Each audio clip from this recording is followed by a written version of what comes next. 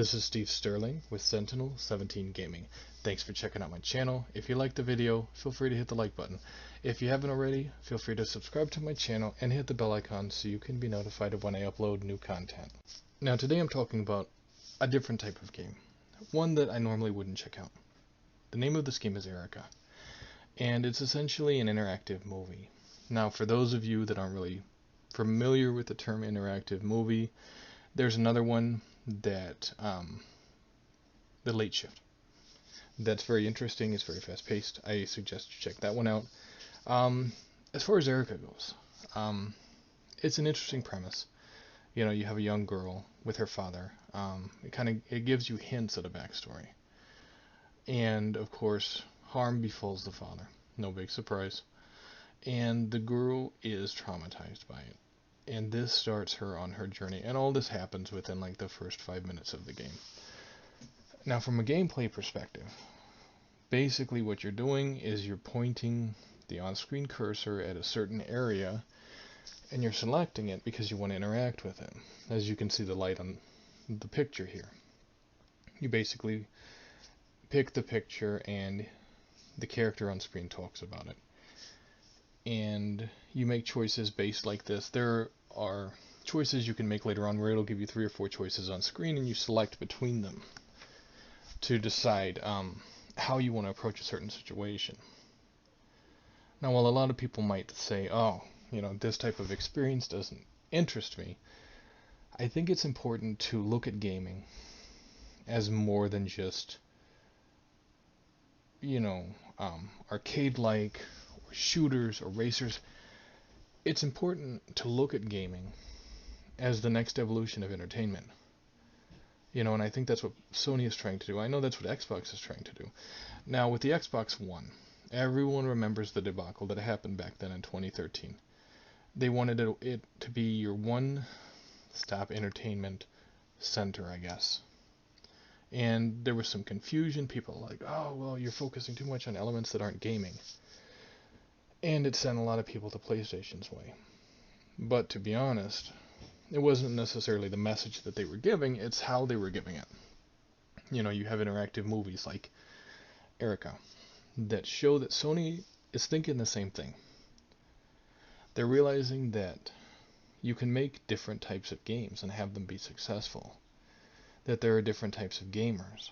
Some that may not have the technical skills a lot of us hardcore gamers have. And believe me when I say that I spend a decent amount of time playing Call of Duty, honing my skills, working on my reflexes, you know, customizing my loadouts. But there's more than one type of gamer. Not every gamer is going to try that. Some gamers want a less in-your-face, less demanding experience, where you can go on a narrative journey, you can interact with characters, you can guide them through their journey.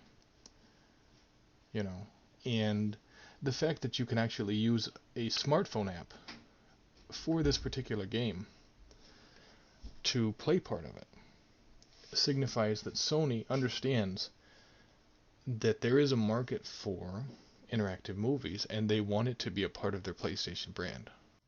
But I digress. Let's talk about the game.